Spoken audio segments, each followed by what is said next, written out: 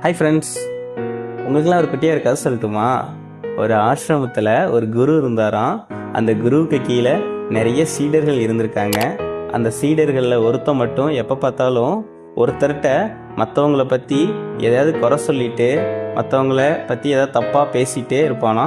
அதனால் அந்த ஆசிரமத்தில் அந்த சீடர்களுக்கு மத்தியில் எப்பயுமே ஒரு சண்டையாகவே இருக்குமா, ஒரு ஒற்றுமையே இல்லாமல் இருந்துச்சான். இதை தெரிஞ்சுக்கிட்ட குரு ஒரு நாள் அவனை கூப்பிட்டு அவன்கிட்ட ஒரு கையில் ஒரு பஞ்சு மூட்டையை கொடுத்தாராம்.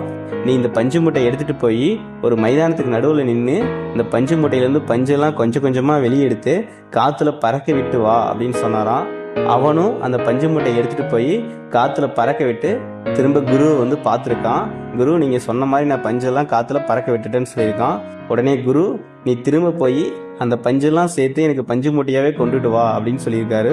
உடனே அவன் அதிர்ச்சியாகி, அது எப்படி குரு முடியும்? நான் தான் எல்லாத்தையும் காற்றுல பறக்க விட்டேனே, இனிமேல் அதை நான் எப்படி சேர்க்க முடியும் அப்படின்னு சொல்லியிருக்கான். உடனே குருவும், அது மாதிரி தான் நீ ஒருத்தர்கிட்ட மற்றவங்கள பற்றி தப்பு தப்பாக சொல்கிற வார்த்தைகளை உன்னாலையும் திரும்ப பெற முடியாது. இனிமேவாது ஆசிரமத்தில் உனக்கு என்ன வேலை கொடுக்கப்பட்டதோ அந்த வேலையை மட்டும் பாரு. உன் கடமை தான் உனக்கு முக்கியம், மற்றவர்கள் குறை உனக்கு முக்கியம் இல்லை அப்படின்னு சொல்லி கண்டிக்கிறாரு.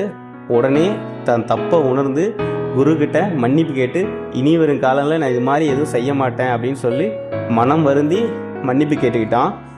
ஆமாம் ஃப்ரெண்ட்ஸ், நாம கூட இப்படி தான் நம்மள பலர் மற்றவங்க என்ன பண்ணுறாங்கன்னு தான் பார்க்குறோமே தவிர நம்ம வேலை என்ன, நம்ம கடமை என்னன்னு யாருமே யோசிக்கிறதில்ல. இனிமேவாது நம்மளோட வேலை என்னவோ அதை மட்டும் செஞ்சு நம்மளும் நம்ம லைஃப்பில் அச்சீவ் பண்ணலாம் ஃப்ரெண்ட்ஸ். தேங்க்யூ.